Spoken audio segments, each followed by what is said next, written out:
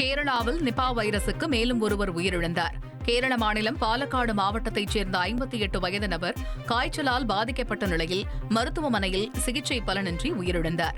இதனை அடுத்து நடந்த பரிசோதனையில் அவர் நிபா வைரஸ் பாதிப்பால் இறந்தது கண்டறியப்பட்டது. இதன் மூலம் 2வது நபர் நிபா வைரசுக்கு உயிரிழந்தது தெரியவந்துள்ளது.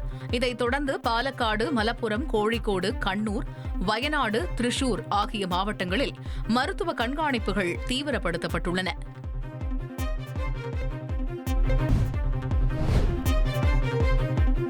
கேரளாவில் இருசக்கர வாகனம் மீது கார் மோதிய விபத்து தொடர்பான சிசிடிவி காட்சி வெளியாகியுள்ளது.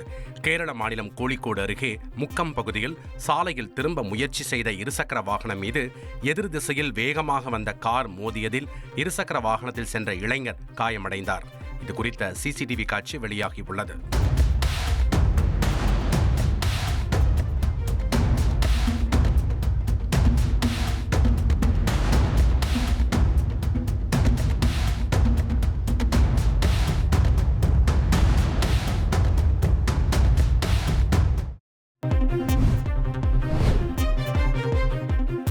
கேரள பெண் செவிலியர் நிமிஷா பிரியாவுக்கு ஏமனில் மரண தண்டனை விதிக்கப்பட்டுள்ள நிலையில் தண்டனையை நிறுத்தி வைக்க இந்தியாவால் கூடுதலாக வேறு எதுவும் செய்ய முடியாது என உச்சநீதிமன்றத்தில் மத்திய அரசு தெரிவித்துள்ளது.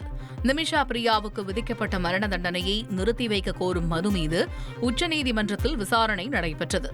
மத்திய அரசின் சார்பில் ஆஜரான அட்டர்னி ஜெனரல் வெங்கட்ரமணி, நிமிஷாவை காப்பாற்ற தனிப்பட்ட முறையில் முயற்சி நடைபெறுவதாகவும் ஏமனில் ராஜ்ய ரீதியில் அங்கீகரிக்கப்படாததால் இந்தியாவால் கூடுதலாக வேறு எதுவும் செய்ய முடியாது என்றும் தெரிவித்தார். இதை பதிவு செய்த உச்சநீதிமன்றம் மனு மீதான விசாரணையை வரும் 18ஆம் தேதிக்கு தள்ளி வைத்தது. ஃப்ரெண்ட் ஆக்கிக்கோங்க. தந்தி டிவியின் சப்ஸ்கிரைபர்ஸ் அண்ட் ஃபாலோவர்ஸ் குடும்பத்தில் நீங்களும் இணையுங்க.